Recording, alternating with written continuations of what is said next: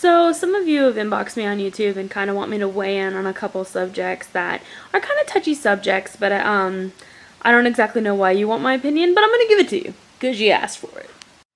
And that all being said, this giant monster that I'm about to take down, David and Goliath style, is my position on gay marriage. Touchy subject, bro. And I'm probably going to disappoint a lot of my fellow church-going Jesus lovers with my opinion on it. But I'm going to give it to you because you asked for it, so here it is. For a lot of people who grew up in a Christian home or a Christian church or Christian school, which I had all three, they're told that homosexuality and being gay is wrong. As much as people try to tell me this, I was also raised in a really open and loving home that basically my parents didn't harbor any hate for anybody. We didn't really have a lot of discrimination growing up, and I know it's really hard to believe because every house has its own discrimination, and I'm sure we did, like Coke or Pepsi, but like we didn't really have any hate for anybody else. We didn't really like give much thought to it. And the position my parents took, I later on in life understood and kind of did my own research about and formed my own opinion about. So as I got older, topics like abortion and homosexuality, gay marriage, they kind of just, I worked them out for myself. And I did my own history research and really tried to search my soul on things because I am a Christian and, I may curse and whatnot, but I believe that all sin that is proclaimed to be sin in the Bible is all the same in God's eyes. So I eat bacon and I curse, and I'm just as bad as a murderer. Speaking of bacon, let's look at what people tend to use. They tend to use this verse in Leviticus where it says that a man should not lie with man nor a woman with woman. Okay, great, good, and wonderful. Maybe 3 verses earlier, it says not to eat pork. So if you're going to sit there with a bacon cheeseburger in your mouth and tell me that my friend's going to go to hell because he's gay, I really want you to reflect on your own life for a second. Just for a second. Now, knowing the backstory of what I was taught and what I was told, this is what I feel. Though, let's just make it clear, no, I'm not a lesbian.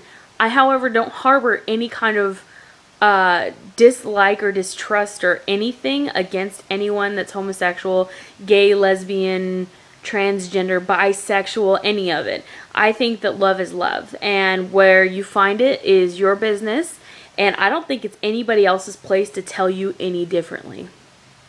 Now, like any other red-blooded American, I have never let someone telling me, you can't do this, stop me from doing something. It has never prohibited me from doing something I wanted to do if I thought that I wanted to do it.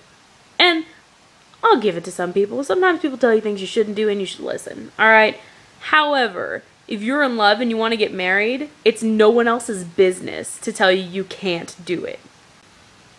Now, if you want to be a right-wing conservative jerk face and live by the Bible to the T, then why don't you do it about absolutely everything and not just pick and choose verses that supplement your needs? And if you're going to do it that way, then let's talk about a little thing I like to call exegetical theology. Big word, bro. Now, exegetical theology basically means that you want to look at something and read it with the author's original intent.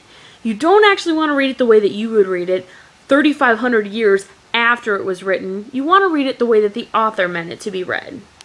So let's just put you in that position. About 3,500 years ago, when they were writing the Bible, homosexuality was considered to be between a man over the age of 40 with a boy under the age of 10. Nowadays, they call that child molestation. And if you want to talk about Sodom and Gomorrah, sodomy, which is taken from Sodom and Gomorrah, basically it was used as a form of humiliation. Not necessarily out of enjoyment, but wanting to humiliate Lot and his family. So let's just knock that one out real quick here. Enough of the history lesson and back to the question. Yes, I believe in marriage equality. I don't think that anyone has the right to tell somebody that they can't love and marry someone.